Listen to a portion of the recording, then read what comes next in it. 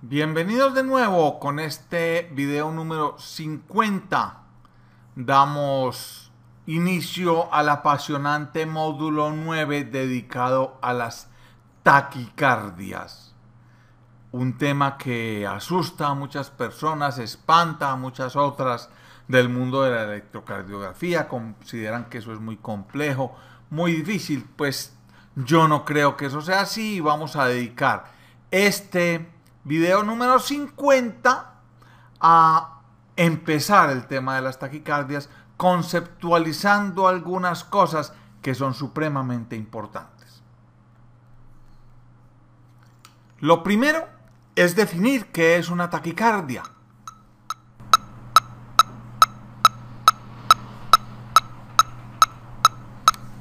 Sí, señores, es así de simple. Una taquicardia se presenta cuando el corazón va a más de 100 latidos por minuto y eso es todo. Más de 100, taquicardia, menos de 100, pues entre 60 y 100 es normal y menos de 60, bradicardia. Pero para lo que a nosotros nos interesa ahora, que son las taquicardias, una taquicardia, aunque parezca una tontería, es cuando el corazón está latiendo a más de 100 latidos por minuto. Segundo tema que vamos a conceptualizar es con respecto al origen. Lo primero que se le ocurre a uno decir es que las taquicardias se dividen, porque uno lo ha oído mencionar, en supraventriculares y en ventriculares. Entonces uno pensaría, muy fácil, las supraventriculares son todas las que se originan por acá, en cualquier parte del tejido auricular, por encima del tejido fibroso del corazón, a nivel del nodo auriculoventricular, y son las que tienden a producir una taquicardia así por complejos estrechitos, porque los impulsos de esta taquicardia que se origina acá se conducen por el nodo AB normalmente. Por el contrario, pues existirían otras taquicardias que se llamarían ventriculares, que se originan en cualquier parte del tejido ventricular y tienden como a producir una taquicardia por complejos anchos. Eso está bien como para cuando uno está en cuarto de bachillerato, pero para este momento en que nosotros estamos aprendiendo electrocardiografía, necesitamos profundizar un poquitico más en la conceptualización de lo que es una taquicardia supraventricular versus una taquicardia ventricular, porque este concepto, sin que sea del todo falso, se nos queda cortico. Y voy a explicarles esto con un esquemita bien común. Resulta que hay algunas personas que tienen una conexión anómala entre aurículas y ventrículos, que durante todo este módulo pues vamos a estar mirando con mucha frecuencia. Hay personas que tienen como una conexión anómala. Anómala es que no debería estar. Conexión eléctrica anómala entre aurículas y ventrículos, que comunica eléctricamente estas dos cavidades. Cuando esto sucede, entonces puede pasar que un impulso, digamos, sale aquí en el nodo sinusal normalmente, ¿cierto? Viene y se conduce por el nodo AB, ¿correcto? Viene por las ramas ventriculares, produce un QRS estrechito por esa razón, pero por algún motivo ese impulso se devuelve por esta vía anómala que llamamos haz de Kent y vuelve y estimula la aurícula retrógradamente y viene hacia acá.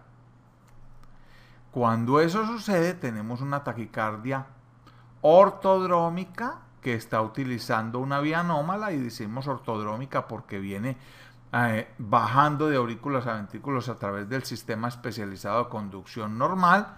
Tendremos una taquicardia por complejos estrechos, correcto, pero que tiene parte del circuito reentrante, y lo más común es que los circuitos reentrantes sean los orígenes de las taquicardias. Entonces tenemos una donde parte del tejido del circuito reentrante involucra las aurículas y parte del circuito de la reentrada involucra los ventrículos. Entonces aquí nos enredamos porque sí, tenemos una taquicardia por complejos estrechos, pero no sabría decirles si es supraventricular o es ventricular.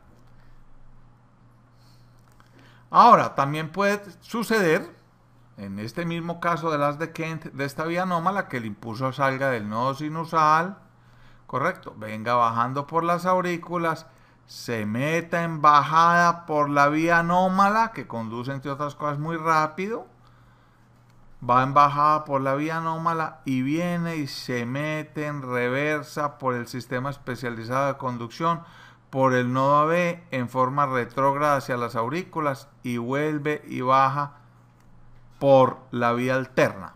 En este caso tendremos una taquicardia que es por complejos anchos, porque el impulso inicialmente baja por la conexión anómala de Kent, llega a la masa ventricular y se transmite lento por la masa ventricular, porque las células ventriculares conducen lento. Entonces la taquicardia es de complejos anchos, pero utiliza, como la otra, en determinado tiempo o durante parte del circuito reentrante de la taquicardia a los ventrículos y durante parte del circuito de la taquicardia a las aurículas.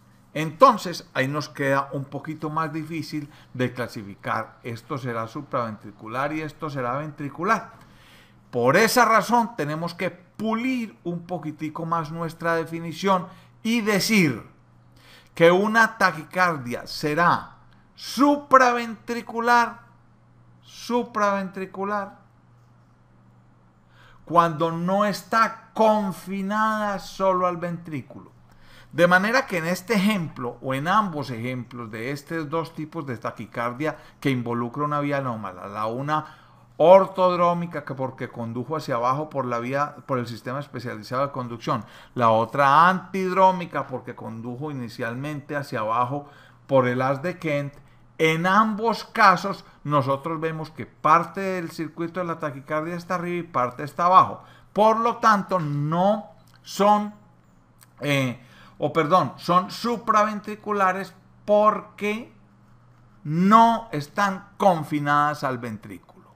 Para hacerlo más claro, una taquicardia será, o diremos que es, ventricular cuando todo el circuito de la taquicardia está confinado únicamente al tejido ventricular.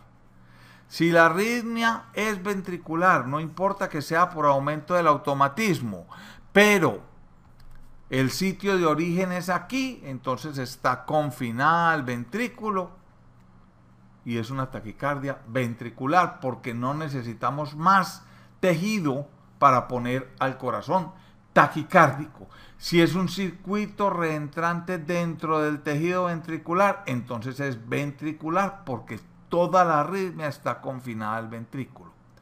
Cuando un circuito de una taquicardia no está confinado, encarcelado a estar solo en el ventrículo, sino que involucra de alguna manera el tejido auricular, pongamos ahora un color diferente, si la taquicardia involucra de alguna manera el tejido auricular, bien sea porque sea solo en el tejido auricular o porque involucra el tejido auricular más el tejido ventricular, entonces decimos que son supraventriculares. Vuelvo y repito, las taquicardias que no están confinadas en su mecanismo y en su diseminación al ventrículo se llaman taquicardias supraventriculares. Otro concepto que nosotros tenemos que tener claro cuando nos enfrentamos a una taquicardia, por eso este video 50 es para conceptualizar unas cosas, ya hablamos del origen, ahora vamos a hablar de la duración de los complejos. Independiente de que uno sepa o no cuál es la razón electrofisiológica íntima de una taquicardia, lo que nosotros sí podemos saber es cuánto dura el complejo QRS. Y entonces clasifica uno la taquicardia en dos grandes variedades, 1 y 2. La una, en la cual los complejos QRS son anchos, como esta, y 2, cuando los complejos QRS son de duración normal, como esta.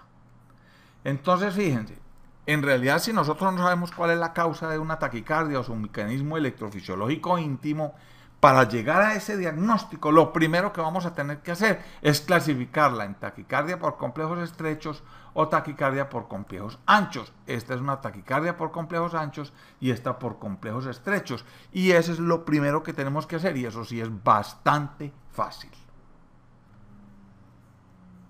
Siguiente paso en la caracterización o conceptualización inicial de una taquicardia es que tenemos que definir si el RR de esa taquicardia es constante o es variable. ¿Qué quiere decir eso? Que uno mide el intervalo entre una R y la que sigue y la mide varias veces y se fija si ese intervalo es constante como se observa acá. Ustedes saben que hasta las taquicardias tienen variación respiratoria mínima, pues eso no tiene que ser absolutamente perfecto, pero acá vemos que este intervalo RR es constante. En cambio, en esta otra taquicardia también es constante. Qué bonito, ¿no es cierto? Intervalo RR constante. Y esta también es de intervalo RR constante. Entonces ya uno puede ir diciendo, la taquicardia es de complejos anchos o de estrechos. Vamos bien. Segundo, es de RR constante o de RR variable. Como estas, que si uno se pone a ver, el RR es variable. Este es más cortico que este, que es mucho más cortico que este. Ahora este es más largo que este otro, variable. Y en esta tan miedosa, pues miren, este es un RR y este de acá es más cortico. Y este un poquito más largo, y este mucho más largo, y este más cortico, y este muy cortico, muy cortico y más largo. Estas pertenecen acá a este grupo de las taquicardias con RR variable. Y es que miren lo interesante, en una persona sin haz de Kent, ¿ok? Supongamos que no tiene esta vía anómala. Hay una fibrilación auricular, es decir, ojo, y miren, simplemente es para destacar la importancia de esto de RR constante o variable. Entonces, quitemos este haz de Kent de aquí, no existe. E imaginémonos que tenemos un paciente con fibrilación auricular, es decir, múltiples, cientos, miles de focos de reentrada microscópicos dentro del tejido auricular, es decir, las aurículas despolarizándose, diga usted, a 1000 por minuto, ¿correcto? Si eso es así, esta arritmia va a atacar el nodo auriculoventricular, lo va a atacar caóticamente, unas veces más rápido y otras veces más despacio, y dependiendo de la función normal del nodo AB que bloquea la arritmia acá, vamos a tener una fibrilación auricular con una respuesta ventricular que es de RR inconstante, variable, debido a que hay una variabilidad en el ataque al nodo AB que produce esta taquicardia. Ahora, si resulta ser que la persona sí tiene haz anómalo, sí tiene haz de Kent, entonces esta fibrilación auricular también ataca caóticamente, pero ataca caóticamente también, es decir, a 1000 por minuto, pero unas veces muy seguido y otras veces más lento, a la vía anómala y se conduce directo hacia los ventrículos, porque este haz de Kent no suele tener capacidad de retardar el impulso y produce una taquicardia que es por complejos anchos, porque se produce a través del tejido ventricular, que conduce muy lento con RR variable. Mírenlo aquí. Esta taquicardia que es fibrilación auricular, ¿cierto? O sea, en un paciente con Wolff-Parkinson-White, en quien la fibrilación auricular se conduce a través, con conducción ortodrómica por el haz de Kent, produce una taquicardia por complejos anchos con RR variable que es casi diagnóstica de esta entidad. Después esto lo vamos a profundizar más, pero es para que viéramos simplemente la importancia de establecer que si la taquicardia tiene RR constante, como vimos en las taquicardias anteriores, o RR variable, como estas. Resumiendo esta conceptualización sobre las taquicardias, video número 50, ¿cierto? Donde definimos algunos conceptos importantes e iniciamos el módulo 9 de las taquicardias, nosotros tenemos que definir, y ya definimos qué quiere decir supraventricular o ventricular. Ya veremos después cómo se identifican, pero lo primero es que sepamos que llamaremos de ahora en adelante supraventricular a cualquier taquicardia que no esté confinada al ventrículo. Segundo, aprendimos que tenemos que clasificarla de acuerdo a la duración de los QRS, medida que ya sabemos hacer, hacemos muchísimos videos, ¿correcto? Podremos clasificar la taquicardia de complejos anchos o estrechos. Y tercero, debemos clasificar la taquicardia para saber si es de RR constante o RR variable. Estas eran las conceptualizaciones de este video y quiero dejarlos con esta taquicardia. ¿Es una taquicardia? Sí, por supuesto. 5, 6 y 5, 11, 12, 13. 1500 dividido 13. Vamos a traer la calculadora. 1500 dividido 13. Aquí está. 1500 dividido 13 igual 115 por minuto. 115 es taquicardia. Por supuesto que sí, ¿cierto? Porque es más de 100. Este 5 quedó muy feo aquí. 115 por minuto. Entonces es una taquicardia porque va a más de 100. Y esto es lo que sucede cuando uno trota. Porque fíjense que rápidamente esta taquicardia tiene onda P y la onda P tiene morfología normal y hay una onda P por cada QRS y el PR es constante todas las veces el mismo. Aquí tenemos un caso de taquicardia sinusal, la más común de todas las taquicardias, la que se produce, por ejemplo, cuando salimos a trotar. Con esto iniciamos el módulo 9.